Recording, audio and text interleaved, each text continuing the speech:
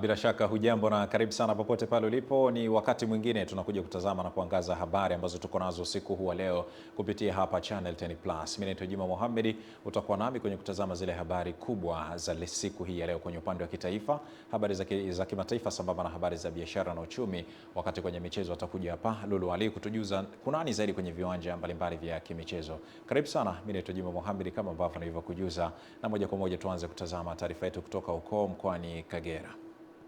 Mvua ilionyesha usiku wa kuamkia leo katika manispaa ya Bukoba mkoani Kagera imesababisha vifo vya watoto 4 wakiwemo watoto 3 wa kike na mtoto mmoja wa kiume mwenye umri wa miaka 15 baada ya kuangukiwa na ukuta wa Perfect Hotel katika mtaa wa Anyama, kata ya Kibeta. Kwa taarifa zaidi tuweze kupata taarifa hiyo. Kwa mujibu wa taarifa zilizothibitishwa na kaimu mganga mfawidhi wa hospitali ya rufaa ya mkoa wa Kagera, watoto hao walifariki dunia baada ya ukuta kuanguka kufuatia mvua kubwa iliyokuwa ikiendelea kunyesha katika manispaa ya Bukoba mkoani Kagera. Tumepokea miili 4 ya watoto kutoka mtaa wa Anyama, kata ya Kibeta, ambao wamesadikiwa kuwa wamepata ajali ya kuangukiwa na ukuta wa nyumba. Watoto hao 4 wanatoka kwenye familia 2 tofauti. Familia ya kwanza ni familia ya Mekdad Ali ambayo imepoteza watoto 2. Mtoto wa kwanza anatambulika kwa jina la Manihad Mekdad Ali mwenye miaka 4, jinsia yake ni ya kike, na mtoto wa pili anatambulika kwa jina la Nunihad Mekdad Ali mwenye miaka 10, ni jinsia ni mtoto wa kike. Mtoto wa kwanza katika familia ya Edmund Matungwa anatambulika kwa jina la Elizabeth Edmund, ni mtoto wa kike mwenye miaka 12. Kina mtoto wa pili anatambulika kwa jina la Edwin Edmund ambaye ni wa kiume mwenye miaka 10. Mashuhuda wa tukio hilo wamesema kuwa ajali hiyo ilitokea majira ya saa 11 alfajiri wakati mvua ikiwa bado inaendelea kunyesha, hali iliyosababisha ukuta wa Perfect Hotel kuporomoka na kuwafunika watoto hao ambao walikuwa nyumba jirani. Saa 11:30 nilisikia mayowe, yule mama akaja kuomba msaada zaidi. Nikatoka nje kwenda ndani, akaniambia watoto wamekuwa na ukuta, kaanza kuokoa, lakini hapo baadaye nikaona kwamba sisi hatuwezi, majirani watu 3. Kama kutoka nje kwenda kuwaita majirani mpaka saa 12 kamili watu wakaja kuokoa, baadaye watoto wakawapata wakiwa watoto 3. Kwa hiyo nilipofika kwenye tukio nimekuta nyumba imeshadondoka, watoto wako kwenye kifusi. Kwa hiyo mimi nilichokifanya ikabidi nipite kwa majirani iliyokuwa amshamsha angalau kutoa msaada wa kwanza kuja kutusaidia kuone kama tunaweza tukaokoa maisha ya watoto hao. Bahati mbaya sana watoto wamekuja kuokolewa wameshafariki. Yule ambaye yuko kule juu Kibeta kupokea akasema, baba kuna tatizo gani? Akasema ule ukuta wa Perfect umeangukia nyumba yetu, lakini ndugu zetu hatuwaoni, nani huyo Nunhadi na Manhadi hawaonekani, sijui wameenda wapi. Wengine akasema wengine asijui wamekimbia.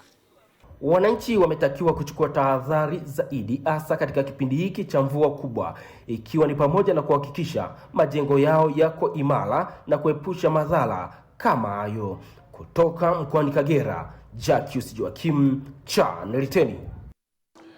Asante Jacques Joachim. Inna lillahi wa inna ilaihi rajiun, na Mwenyezi Mungu awape nguvu familia zote ambazo zimepoteza wapendo wao. Kwingineko, serikali kupitia ofisi ya Rais Management ya utumishi wa umma na utawala bora imepanga kutoa vibali vya kuajiri watumishi wapya 45,000 pamoja na kuhakiki na kuidhinisha madai ya malimbikizo ya mishahara ya watumishi wa umma katika taasisi 425 kwa mwaka ujao wa fedha 2026-2027. Tuungane na mwanahabari wetu kwa undani wa taarifa hiyo.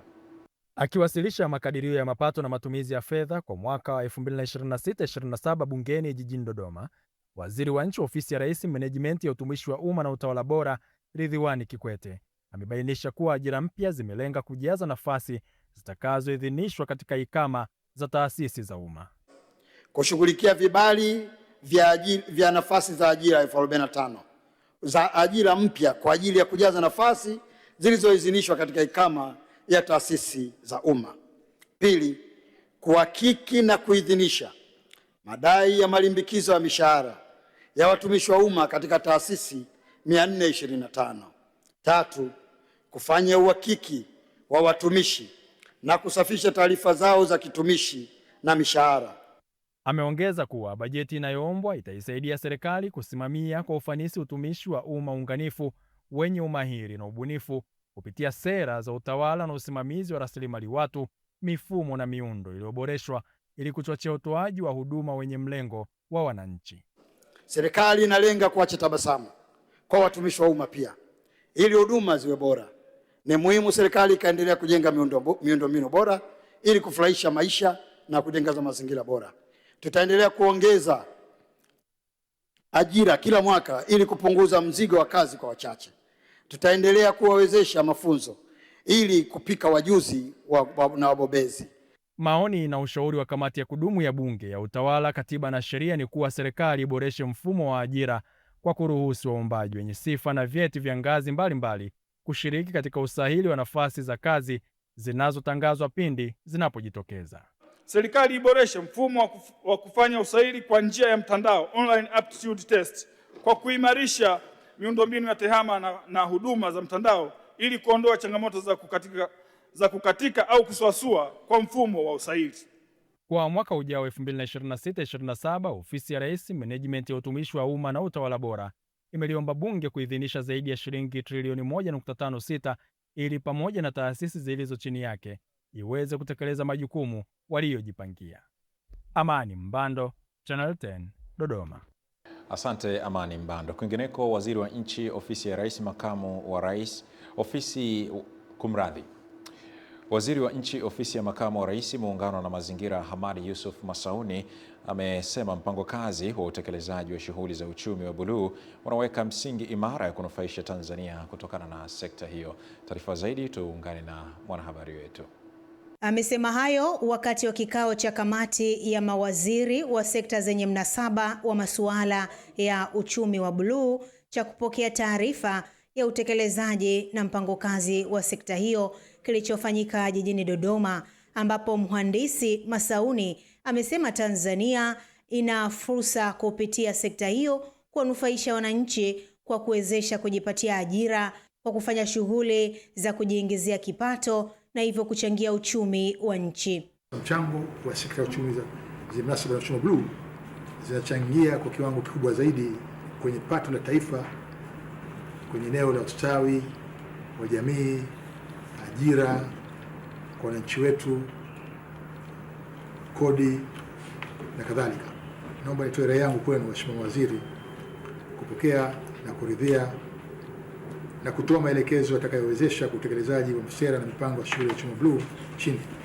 Wakichangia wakati wa kikao hicho mara baada ya mawasilisho kuhusiana na utekelezaji na mpango kazi jumuishi wa sera ya taifa ya uchumi wa buluu, mawaziri walishauri itolewe zaidi elimu kuhusu sekta hiyo na fursa zilizomo. Ni kuwashukuru sana kwa kuandaa mpango ambao naamini sasa utaweka zile units zote ambazo ziko katika sekta hiyo za kuziweka pamoja na kuziratibu. Ninashauri na naendelea kushauri Mheshimiwa Waziri kwamba ni vizuri sana baada ya kufika kwenye levels hizi za maafisa ngazi ya wizara na taasisi, tuone mekanizmu nzuri ya kutrickle down kwenda kwenye local government. Umuhimu wa kuimarisha uratibu wa kisekta.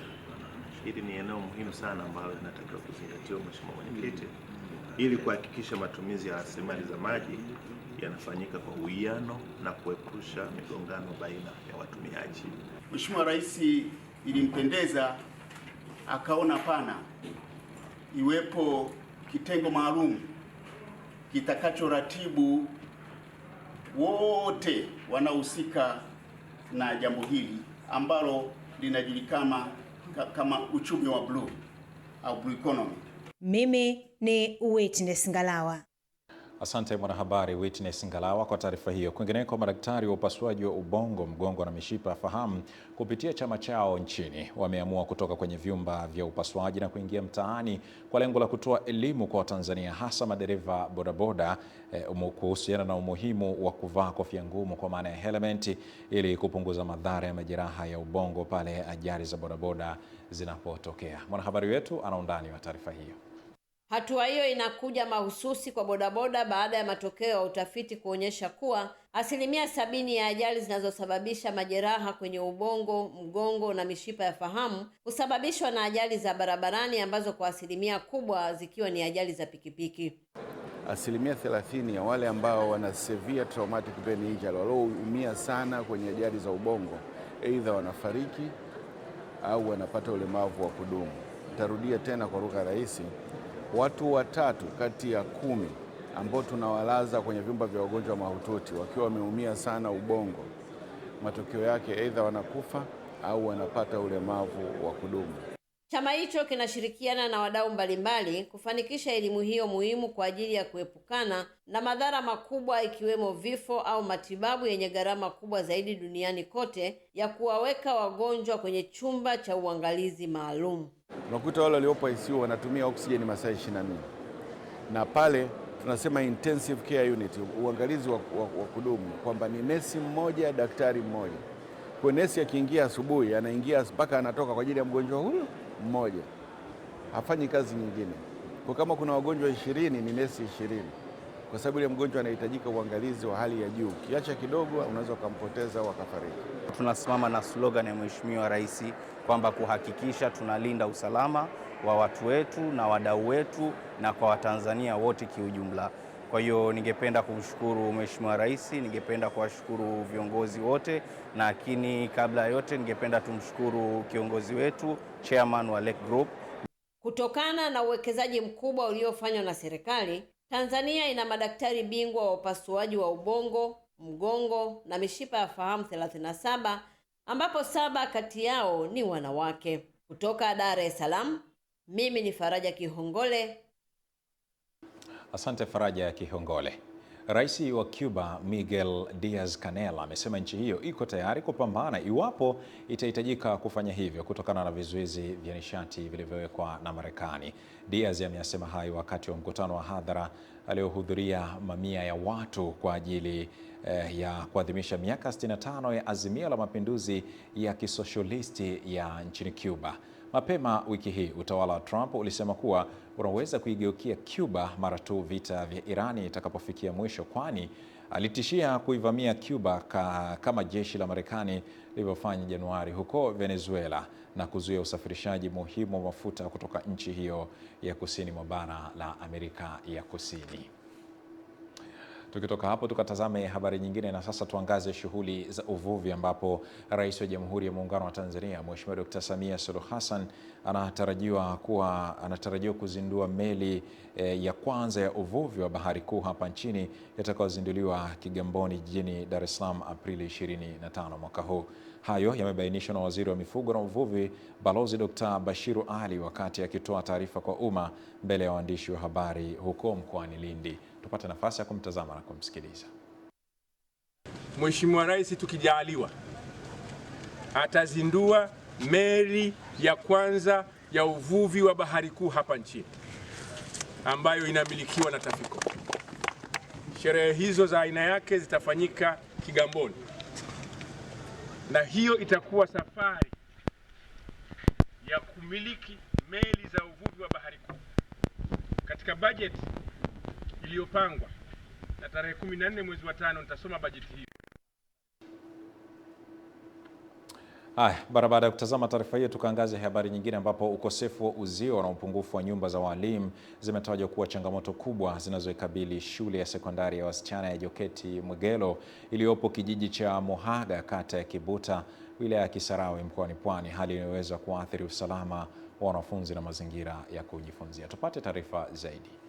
Taarifa hiyo imetolewa na walimu pamoja na wanafunzi walipokuwa wakizungumza kwenye mahafali ya 4 ya kidato cha 6 ya shule hiyo ya wasichana, na kueleza kuwa ukosefu wa uzio unaweza kuhatarisha hali ya usalama wa wanafunzi, huku wakieleza madhara ya upungufu wa nyumba za walimu unavyopunguza ufanisi wa ufundishaji kutokana na walimu kuishi mbali na shule.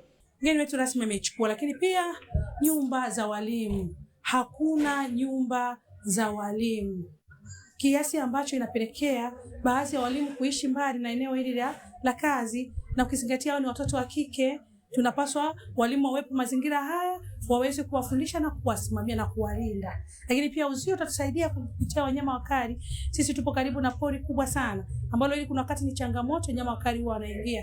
Kwa hiyo kupitia uzio utafanya watoto wetu waishi salama, wasome wakiwa wanajiamini na kuwa na amani. Tunakuwa tunapata usumbufu mbalimbali, kwa mfano bodaboda kuja katika mazingira ya shule, kupita kama kufanya kama njia, kwa sababu unaweza kuta wanapita na muziki. Kuna changamoto nyingi, wanafunzi wengi wakapata usiku, mwingine anakusa anapata ugonjwa, anaumwa. Kwa vile mwalimu anapokaa mbali na shule na kwake ni changamoto kutoka nje kuja hapa shule. Kwa ni vizuri mwalimu anapopata makazi yake hapa shule anakuwa anapata sehemu ya kulala. Akimwakilisha mkuu wa wilaya Kisarawe katika mahafali hayo, afisa utumishi wa halmashauri hiyo Sabra Mwankenja ameahidi kuwasilisha changamoto hizo kwa uongozi wa juu ili ziweze kupatiwa ufumbuzi wa haraka utakaoboresha mazingira ya elimu shuleni hapo. Nisikia mwalimu mkuu mkiomba kupatiwa ukuta katika shule hii. Changamoto ni ukuta. Ni kweli tumeona na serikali imeona, na sio tu hapa, tunayo na shule yetu ya kule ya vijana wetu wa Minani. Mheshimiwa mwenyekiti wetu wa Chama cha Mapinduzi tutaungana na mimi. Hilo jambo lipo mikononi mwa serikali, tayari limeanza kufanyiwa kazi. Kwa hiyo tutawalinda watoto wetu wote wa hapa pamoja na Minani. Kisarawe, Jogeti, Kaito na kule Minani. Mimi ni Witness Ngalawa. Sasa tuvuke maji tuelekee huko kisiwani Pemba ambapo serikali ya mapinduzi ya Zanzibar inaendelea kuboresha sekta ya usafirishaji katika kisiwa cha Pemba kwa kuimarisha bandari na uwanja wa ndege, ikiwa ni sehemu ya juhudi za kukifungua kisiwa hicho kiuchumi. Maboresho hayo yanahusisha upanuzi wa miundombinu na kuongeza ufanisi wa huduma za usafiri wa baharini na anga. Taarifa zaidi huyu hapa Masanja Mabula. Hayo yamebainishwa na watendaji wa taasisi hizo wakati wa ziara ya waandishi wa habari kisiwani Pemba, ambapo wameeleza kuwa hatua hizo zitarahisisha biashara, kuvutia uwekezaji na kukuza utalii pamoja na kuongeza fursa za ajira kwa wananchi. Pemba bado inafunguka na juhudi za Mheshimiwa Rais wa Zanzibar na mwenyekiti wa Baraza la Mapinduzi kufungua kisiwa cha Pemba imeonekana.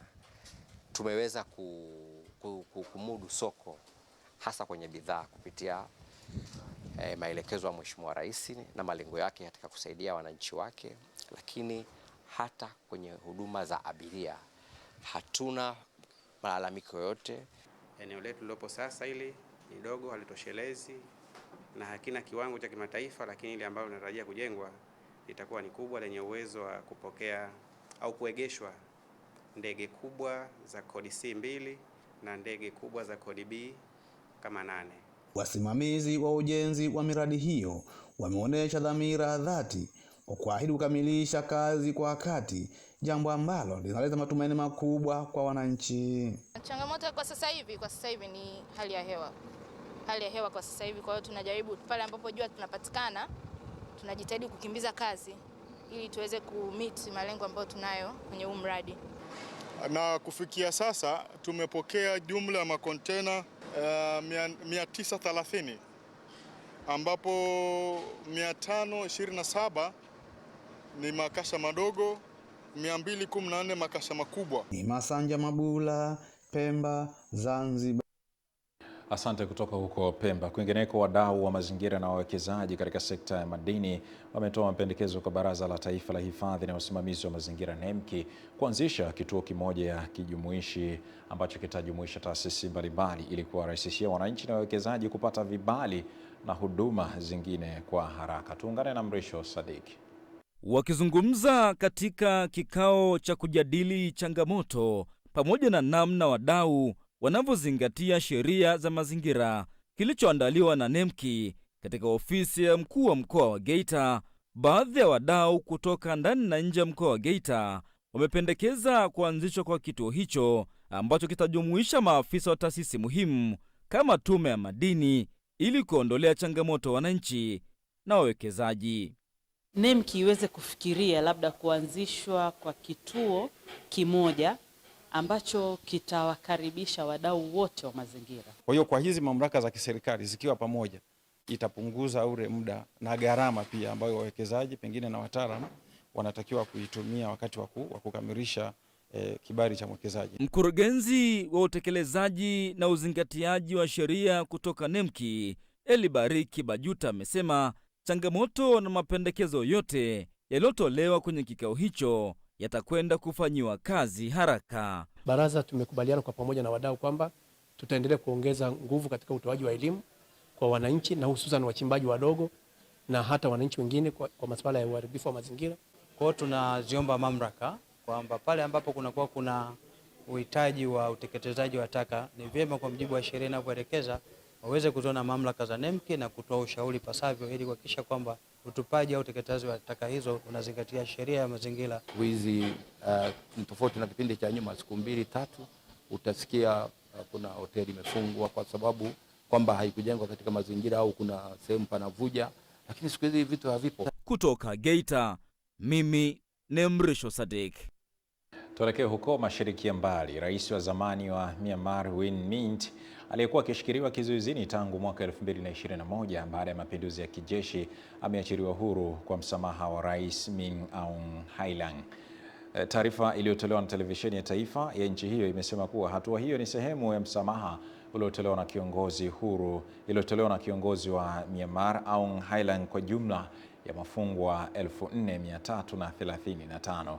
Myint alihukumiwa kifungo cha miaka 12 jela kwa makosa mbalimbali yakiwemo uchochezi, udanganyifu na uchaguzi wa rushwa, na hivi sasa anakuwa huru kutokana na msamaha huo wa rais aliye madarakani Min Aung Hlaing.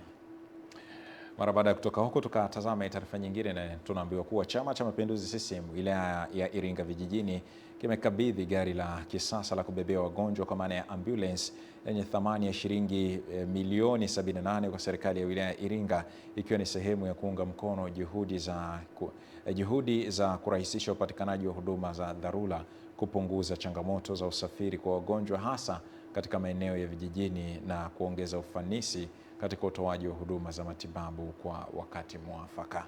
Tuungane na Clement Sanga. Mama Samia oye! Akikabidhi gari hilo, mwenyekiti wa CCM wilaya ya Iringa vijijini Constantine Kiwele amesema gari hilo ni msaada mkubwa kwa wananchi wa kata ya Lumuli na maeneo ya jirani kutokana na jiografia yake kuwa sio rafiki hasa nyakati za mvua. Hii gari niwahakikishie, kuna watu leo hii walikuwa wanaumwa hapa, baada ya kuja hii gari wamepona. Maana tuseme ukweli, hii gari unaanza kupona kabla hujanywa dawa.